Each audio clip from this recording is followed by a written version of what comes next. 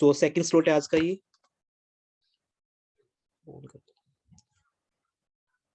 अभी हम ये बात कर रहे थे डाउट्स के अंदर कि प्लस माइनस की गेम हमने अभी देखी, क्या क्या प्लस होना है और क्या क्या माइनस होना है। बट डोंट वरी, ये अभी बिगिनिंग है, इतने ज्यादा एक्सपर्ट हो जाएंगे हम इसमें, बिकॉज इसमें हमें अभी तो हर एक अमाउंट को अलग से कैलकुलेट भी करना है।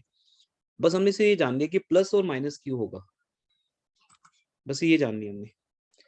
तो अब हम इस कॉन्सेप्ट को और सॉलिड करते हैं, और मैं आपको अभी यहीं पे छोड़ रहा हूँ, यहीं से वापस इसको पिक करेंगे, operating profit before working capital changes, क्योंकि इसके बाद बेटा इस चैप्टर में कुछ बचता नहीं है, सब कुछ यहीं तक है, इसके बाद कुछ नहीं है। मतलब मैं 10 मिनट में भी सिखा सकता हूँ आपको, इतना इजी चैप्टर है ये। इसके बाद तो मैं सिर्फ बोलूंगा पैसा आ रहा है, बोलो यस सर आ रहा है, प्लस कर दो, पैसा जा रहा है माइनस कर दो, पूरी गेम चेंज हो जाती है। तो गेम चेंजिंग मूवमेंट है बेटा ये। Operating profit before working capital changes जब आपने निकाल लिया, तो ये समझना कैश फ्लो चैप्टर आपको आता है, क्योंकि उसके बाद बहुत इजी मूवमेंट है प्लस माइनस का, जिसे समझाना कोई बड़ी बात नहीं है, आपको वैसे ही आता होगा वो चीज। डेटा से पैसा आ रहा है, बताओ पैसा आया कि गया, ये बात समझानी है मैंने। आप बोलो सर आया ही है, खुद ही तो बोल रहे हो कि पैसा आया है। बेटा मैंने क्रेडिटर्स को पे किया है, तो पैसा आया कि गया है, गया ही है सर। तो पूरी बात ना पैसों पे कन्वर्ट हो जाएगी, कहने का मतलब। जबकि यहां तक समझ पा रहे हो, यहां तक पूरी गेम एक ही बात पे फोकस रखती है हमारी। इस कैश फ्लो स्टेटमेंट की पूरी गेम में दो बातें इंपॉर्टेंट होंगी, मैं एंड में बताऊंगा आपको, हिंट दे देता हूं। एक बात प्रॉफिट वाली, स्टूडेंट इस बात को बड़ा लाइक करते हैं, इवन बीकॉम फाइनल ईयर में भी जब हमें चैप्टर करवाते हैं, तो हमारे ओल्ड स्टूडेंट्स भी होते हैं, तो उनको याद होती है ये बात, तब भी 3 साल बाद भी याद होती है। एक प्रॉफिट वाली बात और पैसों वाली। और नए स्टूडेंट्स बेचारे देख रहे होते हैं कि ये क्या बोल रहे हैं, ऐसा हमने तो कभी किया नहीं है। तो बेटा अगर आपको ये समझ आ गई ना कि प्रॉफिट वाली बात और पैसों वाली बात, क्योंकि कैश फ्लो स्टेटमेंट के अंदर ऑपरेटिंग प्रॉफिट निकालना पहला पर्पस है, जहां हम सिर्फ प्रॉफिट की बात करते हैं कि कौन कौन सी चीजें प्रॉफिट में से पहले माइनस हुई हैं वो प्लस कर दो, और जो जो प्लस हुई हैं वो माइनस कर दो, अगर वो नॉन कैश या नॉन ऑपरेटिंग हैं, वो अप्रोप्रिएशंस हैं, वो एक्स्ट्रा ऑर्डिनरी हैं, अगर वो टैक्सेशन है। जब वहां तक हम पहुंच जाते हैं, तो होता है ना जैसे अब तसल्ली होगी, अब मेरे को शांति मिल गई कि जो मुझे चाहिए था मिल गया मुझे, फिर हम आराम से बैठ जाते हैं। तो ऑपरेटिंग प्रॉफिट निकालने का ही पैशन आपके अंदर होना चाहिए। जब वो मिल जाएगा तो आराम से बैठ जाना कि जी मिल गया मुझे तो जो चाहिए था। इसके बाद सिंपल सा काम है, उस ऑपरेटिंग प्रॉफिट को, उसके बाद एक बड़ा सिंपल सा काम है बेटा, उस ऑपरेटिंग प्रॉफिट को कैश में कन्वर्ट करना। तब मैं सिखाऊंगा दूसरी बात, पैसों वाली बात, जो बहुत इजी है, क्योंकि पैसों वाली बात हर किसी को बिना समझाए ही आती है, इंडियंस को तो पहले समझ आती है पैसों की बात। तो बेटा उसमें हम जाएंगे बाद में, क्योंकि वो काम है 5 मिनट का। तो मैं अभी अपने लेक्चर को ऑपरेटिंग प्रॉफिट तक लेके आता हूँ थ्रू न्यूमेरिकल्स एंड एडजस्टमेंट्स, जिसके ऊपर 20-25 क्वेश्चन आपके या 30 क्वेश्चन बन जाएंगे आराम से। Operating profit before working changes में उसके बाद मिलते हैं। ठीक है जी, आगे बढ़ते हैं। मजा आ रहा है चैप्टर में, समझ आ रहा है, just like a story. Yes sir. अब एडजस्टमेंट नंबर 1, एवरीवन। तो ये चैप्टर बड़ी इंपॉर्टेंट चीज है कि आपको समझ आ जाए, क्योंकि फाइनल ईयर में जाके भी स्टूडेंट्स को समझ नहीं आती, क्योंकि दिमाग बन जाता है ना क्रैमिंग वाला, बेसिक्स उनको समझ नहीं आते। पहला जो एडजस्टमेंट है वो है हमारा सबसे पहला लाइन, कि बिजनेस को नेट प्रॉफिट कितना हुआ था। ये मेरा आपके साथ डन है, आप इसको यहां से रीड कर लेना। मैंने सारे केसेस समझा दिए कि ओपनिंग प्रॉफिट है, क्लोजिंग लॉस है, क्लोजिंग प्रॉफिट है, ओपनिंग लॉस है, दोनों प्रॉफिट है, दोनों लॉस है। ये 4 से 5 केस बनते हैं हर बुक में, प्रेजेंटेशन किसी बुक में अच्छी किसी में नहीं, बस इतना ही है। तो ये हमारे बीच में हो चुका है, सिंपल सा फंडा है इसके ऊपर, क्लोजिंग माइनस ओपनिंग बस।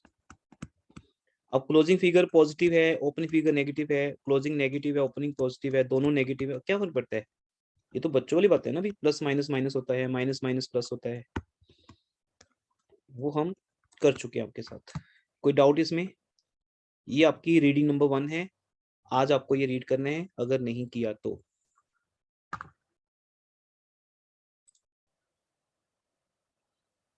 चलें आगे। यस सेकंड,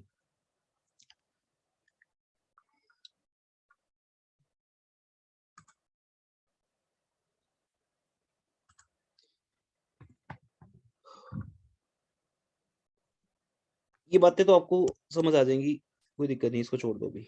इन्वेस्टिंग एक्टिविटीज हमारा भी टारगेट नहीं है, फाइनेंसिंग एक्टिविटीज हमारा भी टारगेट नहीं है।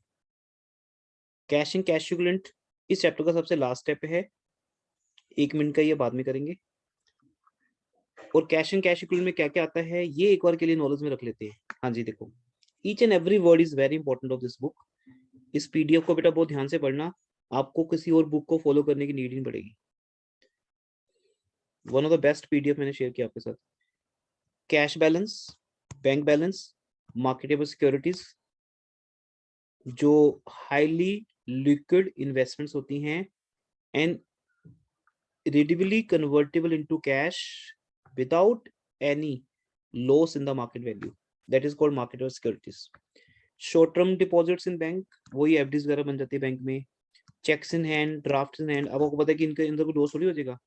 अगर मेरे पास 40,000 का ड्राफ्ट बने, मेरे पास पड़ा हुआ है किसी का, तो क्या आपको लगता है कि इसकी वैल्यू कम हो जाएगी कल तक, या मैं बैंक में डालूंगा, या आपको लगता है कि पैसा नहीं आएगा मुझे? नहीं बेटा, आएगा, पक्का आएगा। तो ये हमारी highly liquid short term securities है। कमर्शियल बिल्स गवर्नमेंट के होते हैं, कमर्शियल पेपर्स गवर्नमेंट के हैं, ट्रेजरी बिल्स गवर्नमेंट के हैं, ठीक है ना। ये किसी बैंक की एफडी हो सकती है, कॉल मनी शेयर होल्डर से लेने, तो बेटा सारा पैसा सिक्योर है। किसी पैसे में मुझे 1% भी डाउट नहीं है कि मुझे नहीं मिलेगा। अगर डाउट है तो वो इसमें आएगा ही नहीं। अब लो सर, हो सकता है कि ये पैसा ना आए कॉल मनी का, तो काट दो फिर, ये शॉर्ट टर्म इन्वेस्टमेंट्स का पार्ट नहीं, ये कैश इक्विवेलेंट का पार्ट नहीं है। कैश इक्विवेलेंट में वो चीज आती है जो पक्का पक्कम पक्का मिलेगी मिलेगी, जिसपे कोई डाउट ही नहीं। भगवान आके भी बोल देना, इफ गॉड से कि ये नहीं मिलेगी, मैं तब भी मानता नहीं, मुझे पक्का है, ट्रस्ट है, ठीक है जी। तो ये वो पैसा है, कंपनी कहती कि सामने आके भगवान भी बोलते तभी मानेंगे नहीं हम कि पैसा में मिलेगा नहीं। That is called cash and cash equivalent. या तो कैश ही है, जैसे मेरे हैंड में इस टाइम 500 का नोट है, मुझे बिलीव ही नहीं हो रहा कि मेरे पास 500 रुपए है, ये पॉसिबल, ये कैसे होता है पॉसिबल? अब भगवान आगे बोले कि 500 रुपए तेरे पास नहीं है, कैसे मानूं मैं भी, मेरे पास तो है, और कैसे होंगे? मैं खर्च कर सकता हूँ, यस मैं कर सकता हूँ, कौन रोकेगा मुझे, मेरे पास ही तो है। दैट्स वाई इतना पक्कम पक्का ये पैसा है जो हमें मिलेगा मिलेगा। तो इसलिए बेटा इन वर्ड्स को याद कर लेना, भूले भटके चलते फिरते अगर इनमें से कोई भी वर्ड मिल जाए तो बेटा उसे ऐसे ऐसे क्रॉस कर देना, यूज नहीं करना उसको, बस आपने बिल्कुल भी टच नहीं करना। दिख गया? बोलते ना टच नहीं करना इसको। ये जो चीजें है ना, ये हमारा कैश ही है, इसको क्या टच करना। कैश फ्लो स्टेटमेंट अभी खैर मैं समझा नहीं पा रहा, बट आपको चैप्टर के अंत के बाद समझ आ जाएगी अपने आप। कैश फ्लो स्टेटमेंट क्या है? कैश के ओपनिंग बैलेंस को पकड़ो, उसके अंदर जो भी इंक्रीज या डिक्रीज है वो प्लस माइनस करो, तो आपको क्या, आपके पास कैश का क्या आ जाएगा? बोलो बोलो बच्चों, क्या आएगा?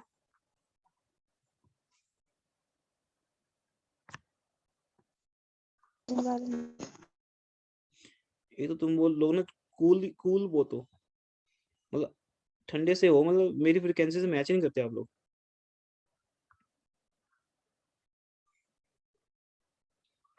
आपको टीच करके मेरी एनर्जी डाउन हो जाती है, नहीं वो तो।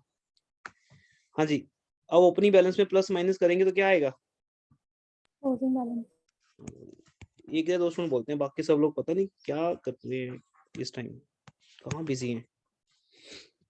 तो कैश के ओपनिंग बैलेंस में अगर मैं अपने पास जो आया वो प्लस कर दूं, जो गया वो माइनस कर दूं, तो कैश का क्लोजिंग बैलेंस आएगा। तो फिर हमें इसको तो कुछ नहीं करना ना, गॉट इट ना। कैश एंड कैश इक्विवेलेंट के ओपनिंग बैलेंस को और क्लोजिंग बैलेंस को आपने कुछ नहीं करना, वो एंड में बस लिख देंगे हम। जैसे ये स्टेप है, मैंने अभी आपको स्किप कर दिया था आपके लिए। ये देखो बेटा, ऑपरेटिंग, इन्वेस्टिंग और फाइनेंसिंग, इन तीनों एक्टिविटी से जो पैसा आएगा आंसर, वो हमारा नेट इंक्रीज है या डिक्रीज है? किसके अंदर? Cash cash equivalent. तो अब जो कैश एंड कैश इक्विवेलेंट का ओपनिंग बैलेंस है या क्लोजिंग बैलेंस है, उसका तो मुझे चैप्टर में कुछ करना ही नहीं। वो तो ओपनिंग बैलेंस है या क्लोजिंग बैलेंस है, वो तो मेरा एक स्टॉक कॉन्सेप्ट है। होता है ना, दो कॉन्सेप्ट होते हैं, एक फ्लो वेरिएबल, एक स्टॉक वेरिएबल। तो एक जो फ्लो कॉन्सेप्ट है उसको तो मैं मेजरमेंट में लेके आता हूँ, स्टॉक तो ऑलरेडी बस एक लेवल पे पड़ा है, उसका मैंने करना क्या है, कुछ भी नहीं। तो कैश एंड कैश इक्विवेलेंट का ओपनिंग बैलेंस एक स्टॉक कॉन्सेप्ट है, वो पड़ा है बस, ऐसे क्लोजिंग बैलेंस पड़ा है। ओपनिंग से क्लोजिंग में जाने का जो सफर है, जो ट्रेवलिंग है बेटा, वही तो हमारा चैप्टर है। इसलिए हम ऑपरेटिंग, इन्वेस्टिंग, फाइनेंसिंग एक्टिविटीज की बात करेंगे, जहां पर पैसा आया या गया, उसके आने जाने से पहले जो ओपनिंग बैलेंस था वो क्वेश्चन में गिवन होगा, क्लोजिंग बैलेंस था वो इस क्वेश्चन में गिवन होगा। यही आपके सिलेबस का वन एंड ओनली चैप्टर है बेटा, जिसमें क्वेश्चन के साथ साथ आंसर भी दिया जाएगा। क्या बोला मैंने? क्वेश्चन भी दिया जाएगा और आपको साथ में आंसर भी दिया जाएगा। आपको उस आंसर तक पहुंचना है। मैं आपको पहले बता दूंगा, मेरे पास कैश का क्लोजिंग बैलेंस है, कैश 20,000, बैंक 25,000, टोटल 45,000। अब आपको ये आंसर निकालना है 45, तो हमें पहले से पता होगा कि मेरा आंसर आ गया या नहीं आया। तो this is one and only question पूरे सिलेबस का, जिसमें आंसर दिया जाएगा और किसी क्वेश्चन में नहीं दिया जाएगा आपको। ठीक है जी, तो ये एक छोटा सा पार्ट था, बता दिया मैंने। Cash, bank, marketable securities, mostly ये तीन चीजें मिलती है हमें। इनमें से कुछ भी मिले तो कंट्रोल करना, रिएक्ट मत करना। चले आगे। Only those high liquid assets which are treated as cash equivalent which can be converted into cash in a very short period, ये आपको बता दिया मैंने। मोस्टली 3 महीने का टाइम होता है, ये ऑलमोस्ट फिक्स है। 3 मंथ्स के अंदर जो पैसा आ जाएगा वो हाईली लिक्विड है, बिना किसी रिस्क के। लेकिन रिस्क बिल्कुल नहीं चाहिए कि इसकी वैल्यू कम हो सकती है। ये एक छोटा सा टॉपिक था आज का। ओके है, चले आगे। ओके करते जाओ बेटा। Yes sir. ठीक है जी, तो अब टाइम आता है मेन कॉन्सेप्ट के ऊपर बात करने का। तो बेटा यहाँ से रेडी हो जाइए, अभी 30 मिनट्स है हमारे पास almost, because macro classes start हो गई है तो हम टाइम एक्सटेंड नहीं कर पाएंगे अकाउंट्स को ज़्यादा। एक्स्ट्रा डे हो सकता है हमारा एक साथ में आपके साथ। कंप्लीट ट्रीटमेंट ऑफ आइटम्स मतलब एडजस्टमेंट्स बेटा, मींस एडिशनल इंफॉर्मेशंस। अब पॉइंट क्या है कि हमें बैलेंस शीट दी जाएगी, जैसे मैंने आपको बताया कि हमारे पास इनडायरेक्ट मेथड है, तो यहाँ पर प्रॉफिट एंड लॉस तो आपको दिखाया नहीं जाएगा। जैसे बोलते हैं ना, सनलाइट अभी आई नहीं, 10 दिन हो गए मैंने देखा ही नहीं उसका शक्ल कि धूप कैसी होती है, हर कोई ऐसे ही बोल रहा है आजकल। तो ऐसे ही बेटा पीएल कैसा होता है दिखेगा नहीं आपको, पूरे क्वेश्चन में छुपा लिया जाएगा आपसे। आपको दिया जाएगा बैलेंस शीट प्लस क्या, adjust and additional information. Adjustments चलो बोल लेते हैं, लेकिन है नहीं ये। एडजस्टमेंट्स वो होती हैं अकाउंट्स में जो अभी तक रिकॉर्ड नहीं हुई या रॉन्गली रिकॉर्ड होगी, means errors and omissions. But यहाँ वो नहीं हो रहा, यहाँ सब हो चुका है, फाइनल काउंट्स बन चुके हैं। फाइनल काउंट्स के अंदर एडजस्टमेंट्स होती हैं, यहाँ फाइनल काउंट्स बन चुके हैं, सब हो चुका। अब हम सिर्फ उसको एनालाइज कर रहे हैं, और एनालिसिस करने के लिए मुझे कुछ एडिशनल इंफॉर्मेशन चाहिए, वो हमें दी हुई है ताकि हम सस्पेंस को सोल्व कर सके। सस्पेंस क्या है? मेरे बिजनेस का ऑपरेटिंग प्रॉफिट कितना था। बेटा जब भी एनालिसिस कर रहे हैं ना हम, सेकंड बुक ये 3rd वॉल्यूम कर रहे हैं, तो बस 1-2 सीआईडी के एपिसोड देख लेना, अगर आज तक ना देखे हो, वैसे देखे होंगे आपने। तो बस वो जो एसीपी का स्टाइल है ना कि कुछ गड़बड़ है या जाकर देख के आओ, है ना, ढूंढो कौन है ये।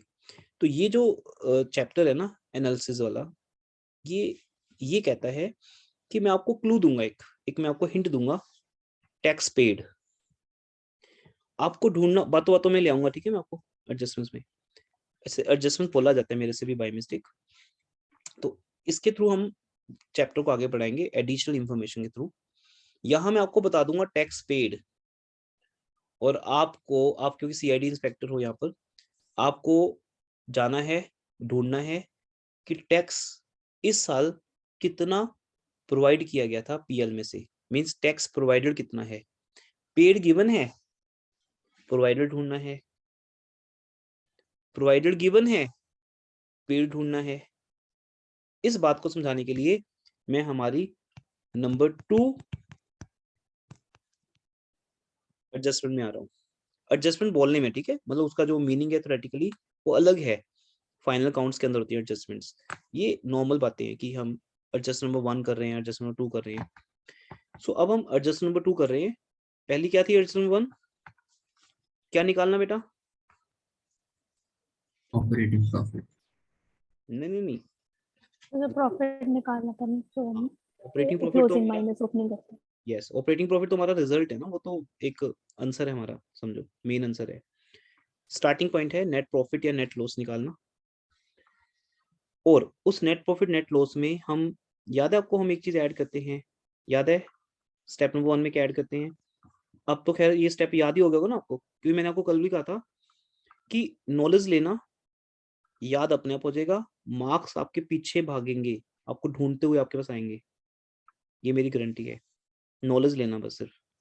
Transfer to reserves, propose dividend, interim dividend, provision for tax, ये 4 पॉइंट्स याद अपने आप हो जाएंगे, याद करने की जरूरत नहीं आपको। हम यहाँ पर इस पॉइंट की बात कर रहे हैं बेटा, और ये 2 मेरे ऑलरेडी आपके साथ ओके हैं। अब मैं दोबारा बात नहीं करने वाला इनके ऊपर जब तक आपका कोई डाउट नहीं आता। प्रोविजन फॉर टैक्स की हम बात करने वाले हैं। क्या लिखा है यहाँ पे, पूरी लाइन पढ़ो। ये अकाउंटिंग स्टैंडर्ड 3 के हिसाब से जो एक्ट में दिया है वो है कैश फ्लो स्टेटमेंट का प्रोफार्मा। क्या है ये? Provision for tax during the year. क्या बोला आगे? Provision for tax made during the year. Made के स्पेलिंग क्या होते हैं? MADE। MADE, ये बहुत इंपॉर्टेंट वर्ड है बेटा। और सर ये तो वैसे ही यूज होते हैं, हम तो वैसे ही यूज कर लेते हैं MADE, नहीं, यहाँ पे बहुत इंपॉर्टेंट है ये। टैक्स मेड, इसका मीनिंग है न्यू प्रोविजन। ये हमारा कीवर्ड रहेगा, मैं आगे से बोला करूंगा बेटा टैक्स मेड दिया कि पेड दिया है, ये हमारा शॉर्टकट बन जाएगा, मेड के पेड। MAID मत बना देना, मेड के पेड। सो टैक्स पेड है या टैक्स मेड है, मतलब न्यू प्रोविजन। न्यू प्रोविजन हमने जो इस साल बनाई है, मैं उसकी बात कर रहा हूं, मैं टैक्स पेड की बात नहीं कर रहा, क्योंकि पेड की स्पेलिंग डिफरेंट है। तो कई बार हम किसी मैटर को ना ऐसे स्पेलिंग के साथ एसोसिएट कर देते हैं, वो हमारी मेमोरी का पार्ट बन जाते हैं। जो भी ड्रामा होता है उसको एंजॉय किया करो, उसका कोई ना कोई लिंक होता है, ठीक है। तो मेरा ये बोलना कि मेड की स्पेलिंग क्या है, आपका टेस्ट नहीं है वो, आई नो आपको आते हैं, और आपको बस इस बात को समझना है कि क्वेश्चन में एडिशनल इंफॉर्मेशन के तौर पे टैक्स मेड दिया है या टैक्स पेड दिया है। तो लो जी, मैं उसके ऊपर आपको लेके जा रहा हूँ हमारी एडजस्टमेंट नंबर 2 पे।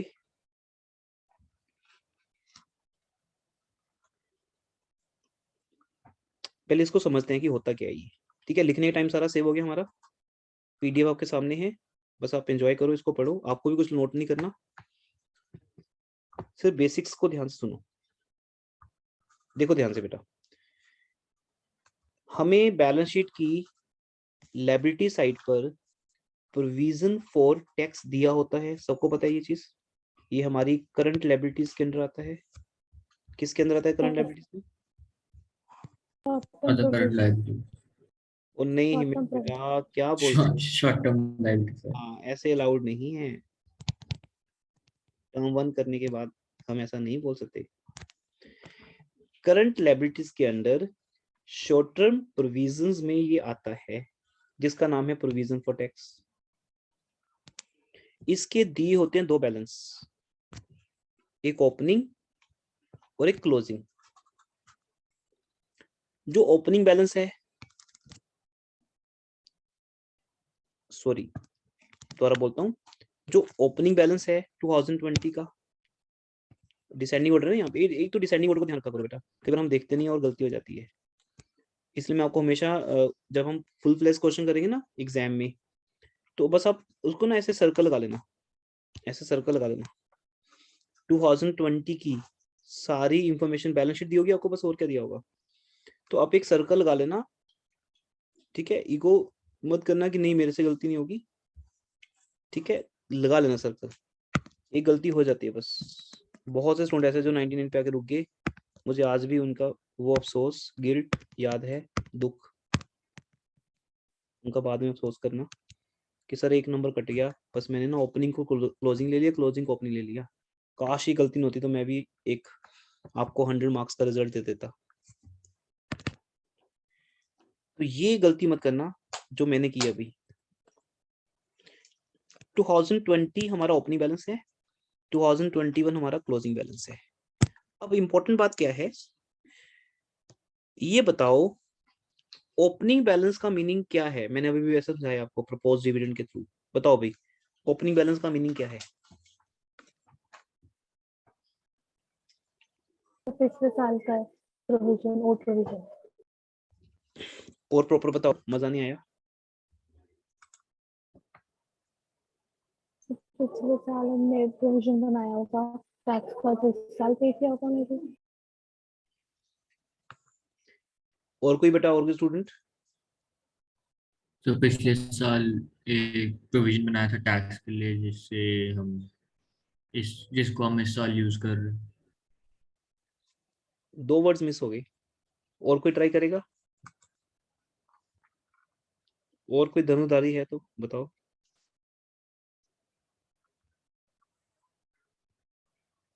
सर वो प्रोविजन जो शॉर्ट टर्म के लिए।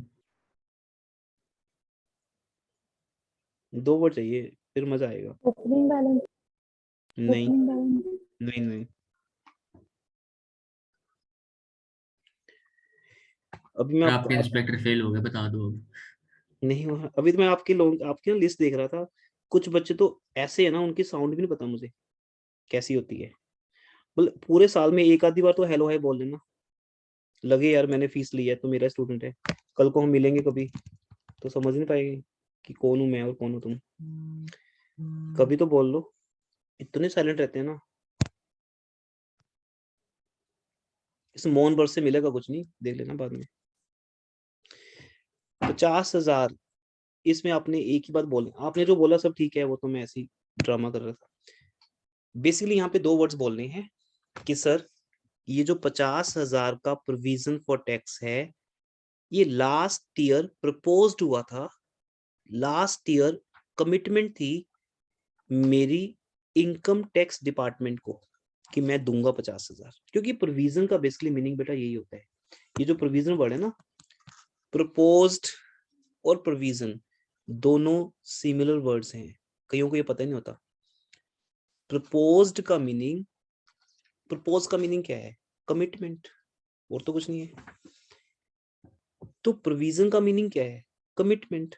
मैं किसी को पैसा देने का प्रॉमिस कर रहा हूँ, वादा कर रहा हूँ कि मैं आपको दूंगा। That is called provision for tax या प्रपोज टैक्स। अगर आपको प्रोविजन फॉर वर्ड अच्छा नहीं लगता तो प्रपोज लिख लो।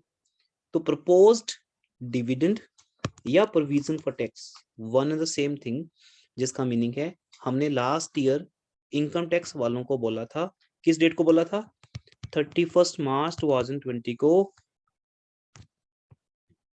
क्या बोला था, हे इनकम टैक्स डिपार्टमेंट, मैं तेरे को 50,000 देने का प्रॉमिस करता हूँ।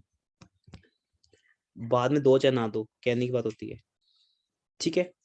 अब क्वेश्चन ये है कि क्या दिया होगा आपने 50,000 ड्यूरिंग दिस करंट ईयर।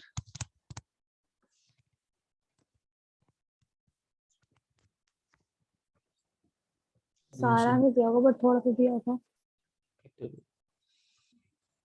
बेटा 1 मिनट के लिए होल्ड करना।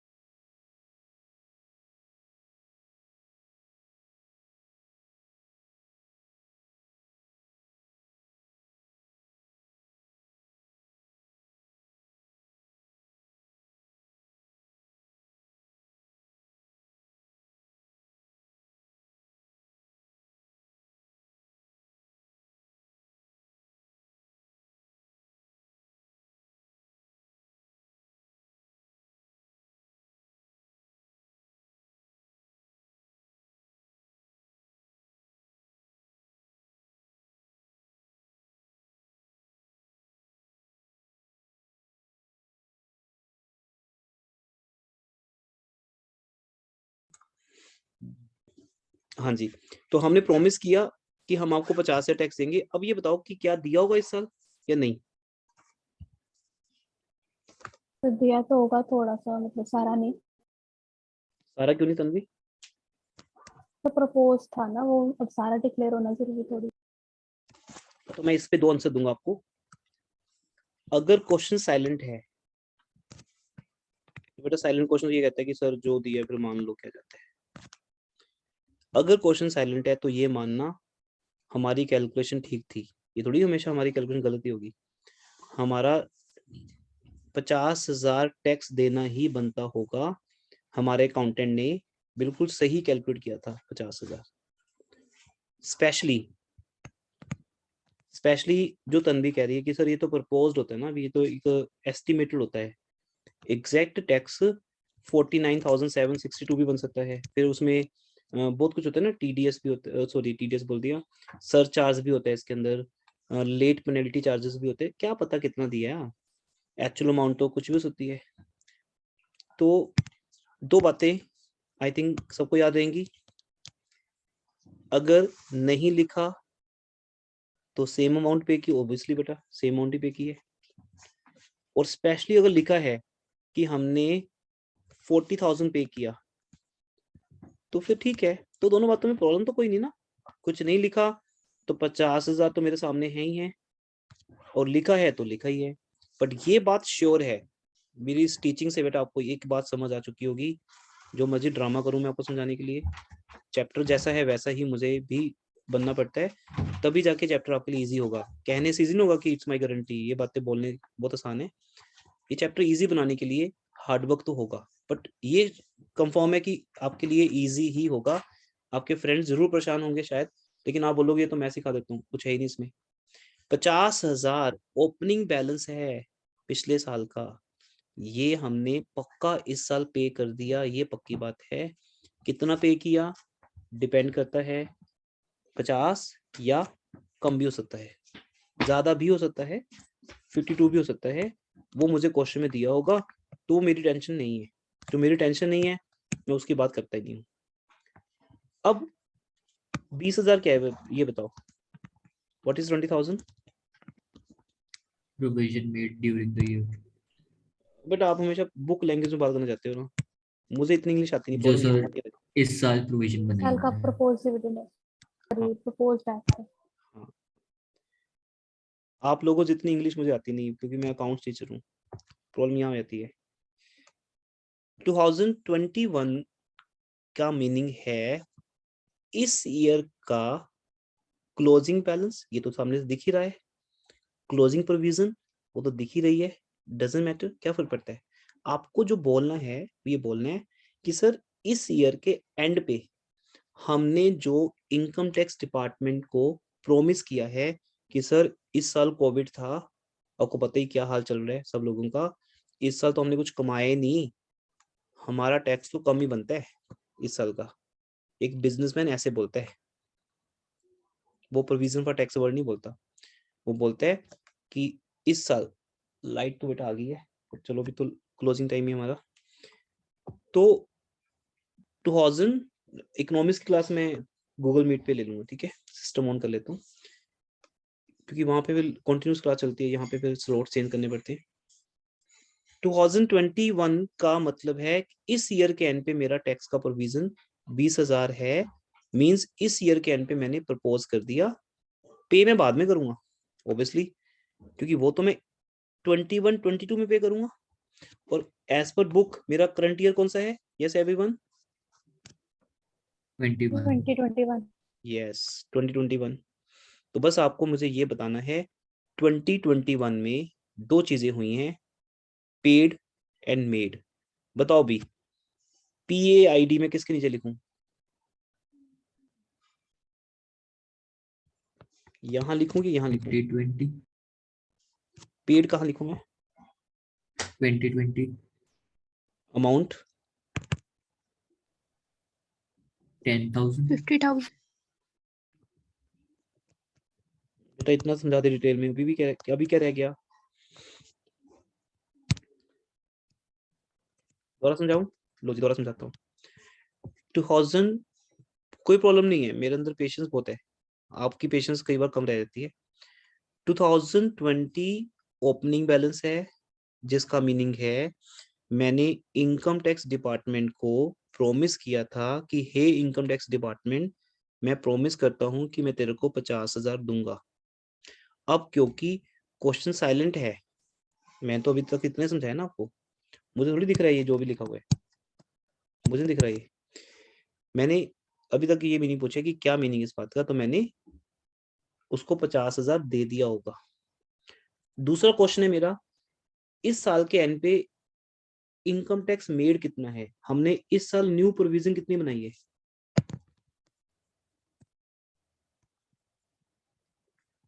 हाँ जी, इस साल के एंड पे हमने न्यू प्रोविजन कितनी बनाई है? 20,000। 20,000। बहुत सिंपल आंसर है, बोलो डरते क्या हो, गलत हो जाएगा तो डांट से लेना, पर ना बोल के कॉन्फिडेंस तो कम मत करो अपना। 50,000 पेड है, ये पिछले साल का है, ये ओपनिंग है, ये प्रीवियस है, बात खत्म होगी। 2021 का बैलेंस क्लोजिंग है, नया है, गर्मा गर्म है, तो ये हमने इस साल अभी नया बनाया है। अब नेक्स्ट क्वेश्चन मेरा, बेटा ये बेसिक्स है, बुक में क्या लिखा है, क्वेश्चन क्या आएंगे वो बात की बात है सारी, इनके थ्रू पढ़ने का बहुत मजा आता है, क्योंकि ये आपको बहुत सॉलिड कर देंगे, आपके अंदर की इम्यूनिटी को बहुत स्ट्रॉन्ग कर देंगे, फिर जो मर्जी वायरस आता रहे। पॉइंट क्या है, इन दोनों में से मेरे क्वेश्चन का आंसर दीजिए एवरीवन, इस साल के प्रॉफिट में से कौन सा माइनस हुआ होगा, 20,000 के 50,000?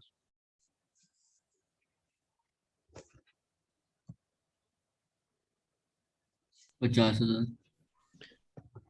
रीजन उसका? पेड। नहीं बेटा, पे करने से कुछ नहीं होता। मैंने आज पता है क्या किया है, क्योंकि वो प्रीवियस का प्रपोज है। मैंने आज पता है क्या किया है, अपने बेटे की एक स्कूल फीस पे की है जब वो 7th क्लास में था, बाई चांस पेंडिंग रह गए थे 1,200 रुपए, मैंने वो आज दिए, स्कूल का मैसेज आ गया बाई चांस, और मैंने कहा आप इतने लेट बता रहे हो, चलो कोई बात नहीं पे कर देते, अब हम झगड़ा थोड़ी करेंगे उनके साथ। अब ये बताओ कि क्या ये 1,200 रुपए मेरी इस साल का एक्सपेंस है जो मेरे इस साल के पीएल में जाएंगे, बताइए। No sir. आपने क्यों बोला, आपने बोला सर पे किए हैं तो इसलिए इस साल के पीएल में जाएंगे, ये तो गलत बात है, पे करने से कोई फर्क नहीं पड़ता। अक्रूवल बेसिस लग ना सर। यस, ये 50,000 पिछले साल के एंड पे पिछले साल के पीएल में जा चुके हैं, ये पिछले साल का एक्सपेंस है, जब पिछले साल का प्रॉफिट ऑलरेडी माइनस हो चुका है, तो क्या भाई तुम डबल काम करोगे, इस साल का प्रॉफिट भी कम करोगे, बताओ? नहीं ना, ये सिर्फ पे होंगे बस। This is called outstanding liability, opening outstanding. इतने बेसिक्स पे बेटा बहुत कम बच्चे जानते हैं, क्योंकि टीचर्स हार्ड वर्क नहीं करते ना, ये पॉइंट है बहुत इंपॉर्टेंट। यहाँ पर कई चीजें सीख सकते हो, आप यहाँ पे एनपीओ चैप्टर सीख सकते हो, इस पे एक्यूरेट प्रिंसिपल सीख सकते हो। जब हम कोई भी ओपनिंग आउटस्टैंडिंग पे करते हैं, उसका एक ही मीनिंग होता है कि वो इस साल का नहीं है, वो प्रीवियस ईयर का है, वो प्रीवियस ईयर के पीएल में जा चुका, इस साल खाली पे हो रहा है, सिंपल, इस साल सिर्फ ये पे हो रहा है और कुछ नहीं हो रहा, तो ये पेड है, इसका कोई और लिंक नहीं है। क्योंकि ना बुक की लैंग्वेज क्या बेटा, ये देखो बुक में केस बनते हैं, case 1, case 2, case 3, case 4, case 5, case 6, ये बनते हैं। मैं स्टार्टिंग से इसके अगेंस्ट रहा हूँ, आपके पढ़ने के लिए तो बहुत बढ़िया है, मतलब ये मेरे पर्सनल ओपिनियन है, मैं इसके अगेंस्ट रहा हूँ। मेरा शुरू से बेटा आदत था रिसर्च करना, और रिसर्च करके रिजल्ट पे पहुंचना, और फिर उस रिजल्ट को समझाना स्टूडेंट्स को। जब उनको ये समझ आ गया कि वाई, तो बेटा फिर उनको सारी बातें अपने आप समझ आ जाएंगी। मेरी इस 20 मिनट की डिस्कशन का आपके ऊपर क्या इफेक्ट आएगा, ये आपको आने वाले दिन में पता चल जाएगा, कमिंग डेज में खुद ही क्लियर हो जाएगा कि इस बात का क्या मीनिंग था, हमारे बीच में डिस्कशंस ही खत्म हो जाएंगी। तो मैं सिर्फ ये समझाना चाहता हूँ, ओपनिंग बैलेंस, जबकि क्रैमिंग का मतलब क्या होता है बेटा, लिखो ओपनिंग पेड क्लोजिंग मेड। आप मानोगे नहीं बेटा, इतनी ज्यादा फनी टीचिंग होती है कई बार ना, मतलब हम देख के हैरान रह जाते हैं यूट्यूब पे भी, और बाकी आपके कई बार फ्रेंड्स बताते हैं बीकॉम में आकर कि सर हमें पता है कैसे कराया गया था, ओपनिंग पेड क्लोजिंग मेड, एक सॉन्ग बना दिया, opening paid closing made, opening याद हो गया, और सब वंडरफुल याद हो गया तुम्हें, और याद हो गया तो हमने एग्जाम में लिख दिया, और मेरे 90 मार्क्स आए, 99 आए। और मैं तेरे को आता क्या है, कुछ भी नहीं। अब तो किस दम पे चलेगा आगे, 19 मार्क्स लेके तो बीकॉम में तो आ गया, फंस गया तो उल्टा। अब यहाँ चाहिए बेसिक्स, यही होता है बेटा, 100 में से 95% बच्चे आगे सक्सेसफुल हो ही नहीं पाते, क्योंकि +2 में ना ये टीचर्स लोग क्या करते हैं, क्रैमिंग करा करा के, सॉन्ग्स बना बना के, टेक्निक्स लगा लगा के, है ना, जैसे एक बना दिया, कोई वर्ड बना दिया,